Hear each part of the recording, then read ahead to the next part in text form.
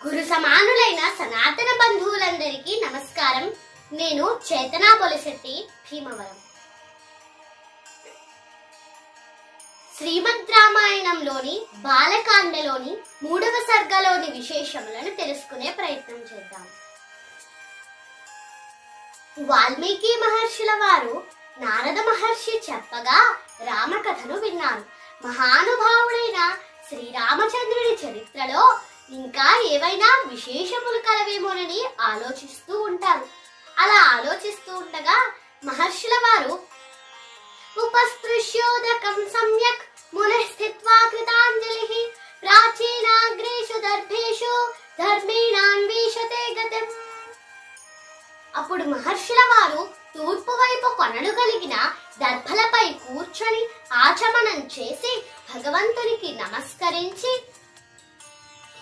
ఆ శ్రీరామచంద్రుడి వృత్తాంతం గురించి ఆలోచిస్తూ ఉంటారు. తన తపశ్శక్తితో ఆలోచిస్తూ ఉంటారు. అప్పుడు వాల్మీకి మహర్షుల వారు సీతారామ లక్ష్మణులు, దశరథ మహారాజు గారు, వారి భార్యలు, అయోధ్య ప్రజలు, వారి ప్రసన్న దరహాసములు, మధురమైన భాషణములన్నింటి గురించి మహర్షుల వారికి వారి తపశ్శక్తితో దివ్య దృష్టితో యథాతథంగా విదితమాయను. వాల్మీకి మహర్షుల వారు ఈ శ్రీమద్ రామాయణంలో శ్రీరాముల వారి గుణములు, సీతాలక్ష్మణులతో రాముడు దండకారణ్యమునకు వెళ్ళుట, రావణవధ మొదలైన విషయములను సంతోషంతో దర్శించి సంతోషంతో మహర్షుల వారు ఈ శ్రీమద్ రామాయణమును రచించుటకు పూనుకున్నారు. మహర్షుల వారు నారద మహర్షి చెప్పినట్లుగా ఈ శ్రీరామ కథను రచించారు. జన్మ రామస్య సుమహత్ వీర్యం సర్వానుకూలతాం లోకస్య ప్రియతాం క్షాంతిం సౌమ్యతాం సత్యశీలతాం. దశరథుల వారి తపఃఫలముగా ఆ శ్రీ మహావిష్ణువు ఈ భూలోకంలో రఘువంశంలో శ్రీరాముడుగా అవతరించుట, తాటకాని రాక్షసులను వధింపగల పరాక్రమము, సత్య స్వభావము, సత్ప్రవర్తన, అందరి ప్రేమలను పొందటం, ఇతరుల అపరాధములను మన్నించటం వంటివి మహర్షుల వారు రచించారు. రామలక్ష్మణులు విశ్వామిత్రుని వెంట వెళ్ళటం, యాగ సంరక్షణ, శివధనుర్భంగం చేయుట, జానకి, ఊర్మిళ, మాండవి, శృతకీర్తులతో జరిగిన రామలక్ష్మణ భరత శత్రుఘ్నుల వివాహములు, శ్రీరామ పరశురాముల సంవాదము వర్ణించారు.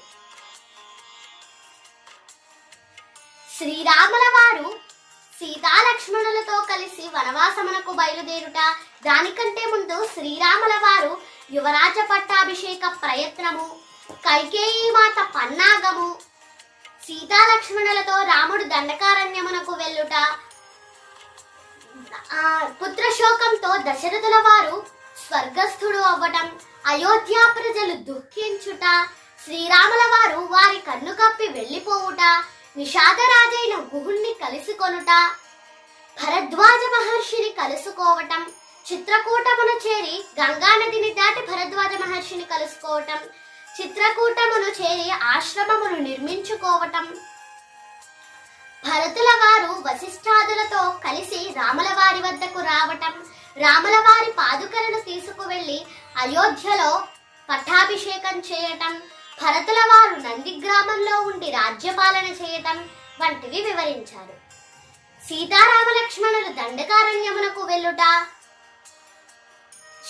శరభంగ మహర్షిని, అంతకంటే ముందు విరాధుణ్ణి వధించటం, తరువాత శరభంగ మహర్షిని, సుతీక్ష్ణ మహర్షిని, అత్రి మహర్షిని కలుసుకోవటం, అగస్త్య మహర్షిని కూడా దర్శించుట, జటాయువుతో సమాగమము, పంచవటిలో నివాసము, శూర్పణఖతో సంవాదము, ఆమె ముక్కు చెవులు ఖండించుట, సీతారామ లక్ష్మణులు శ్రీరాముల వారు ఖరదూషణ త్రిశూరులను సంహరించుట మొదలైనవి వర్ణించారు. మారీచస్య వధం చైవ వైదేహ్యాహరణం తథా రాఘవస్య విలాపం చ గృధ్రరాజని బర్హణం.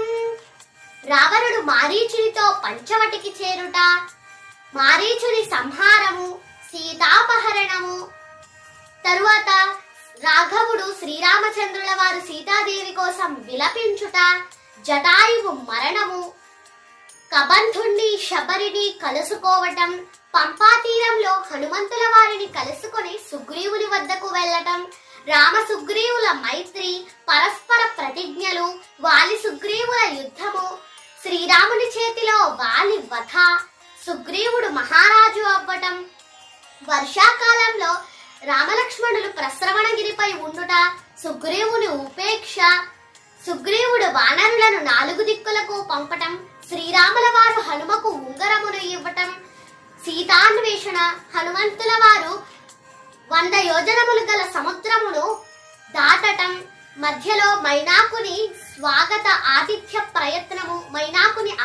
ప్రయత్నము, హనుమంతుల వారు లంకలో ప్రవేశించుట, అశోకవనములో జానకీమాతను దర్శించుట, రాముల వారు ఇచ్చిన ఉంగరమును సీతాదేవికి సమర్పించుట, సీతాదేవి చూడమని హనుమకు ఇవ్వటం, హనుమంతుల వారు అశోకవనమును ధ్వంసం చేయటం, హనుమంతుల వారు రాక్షస యోధులను మట్టు పెట్టటం, రావణుడు హనుమతోకకు నిప్పు పెట్టటం, హనుమంతుల వారు లంకను కాల్చటం, తిరిగి రాముల వారి వద్దకు వచ్చి సీతాదేవి ఇచ్చిన చూడామణిని సమర్పించటం వంటివి వివరించారు.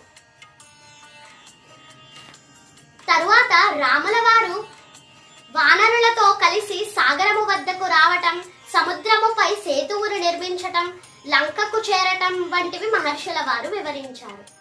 రావణస్య వినాశంచ సీతావాప్తిం అరేఃపురే విభీషణాభిషేకంచ పుష్పకస్య చ దర్శనం.